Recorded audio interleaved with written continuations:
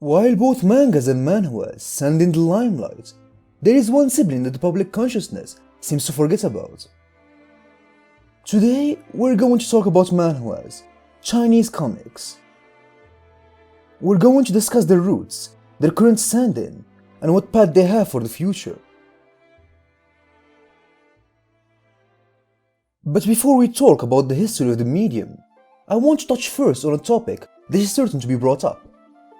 Why do Korean manhwas and Chinese manhwas sound practically the same? Well, to understand that, we need to look at the origin of the word. Both Korea and Japan use Chinese script for a major part of their history. In fact, the Japanese kanji that is still used to this day, and is the source of tears of many students, translates to Chinese characters.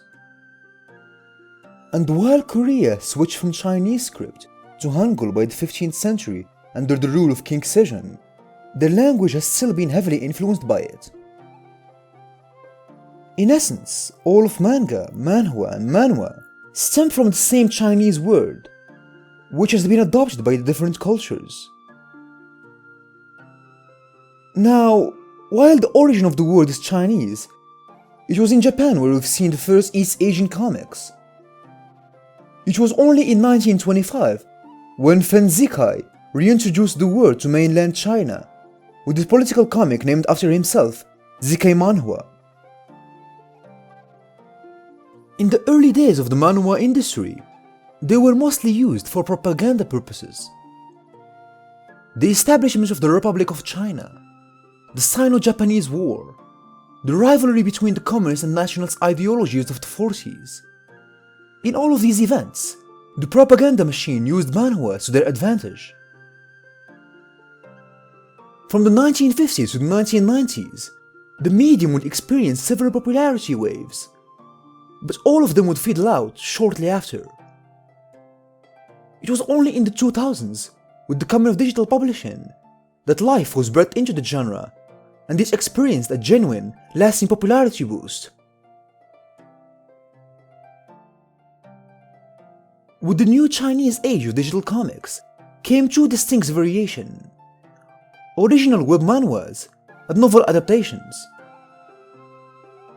The first category was spearheaded by individual artists who promote their comics on platforms such as Sina Weibo and Douban, which are basically a Chinese mix of Twitter and Reddit. With these websites having hundreds of millions of users, it was but a matter of time for artists and manhwagas to cultivate a rabid fanbase. But while the first category was led by individual artists, the second one was streamlined by massive corporations. But to understand that, we need to familiarize ourselves first with two names: Kidian and Tencent. Kidian is a Chinese web novel platform, much similar to Shousetsu in Japan and Wattpad in the West. It is also a subsidiary of Tencent, which is basically just a fancy name to say that they are owned by them. Tencent, being the mega giant that they are, have a hand in every nook and cranny of the Chinese entertainment business. They own massive games like League of Legends and PUBG. They have a gaming platform like Steam. They own multiple animation studios. They own a streaming platform. And they have deals with major music publication companies like Sony, Warner, and Universal Studio.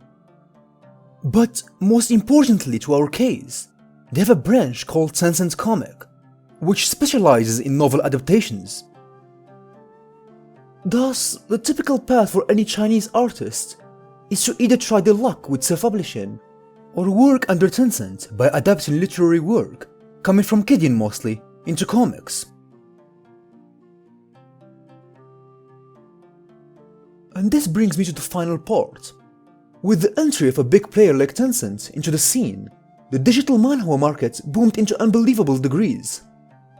I know it might not seem like it for us Westerners, as there aren't as many headlines or YouTubers talking about it as they do with mangas and manhwas, but the Chinese comic scene as of right now is very much comparable to that of Korea.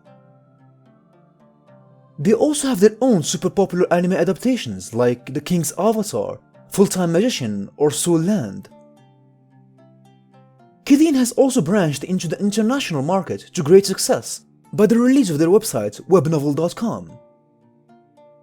Since Kidian already made the jump with novels, I wouldn't be surprised if their parent company, Tencent, did the same and opened an international Tencent comic branch.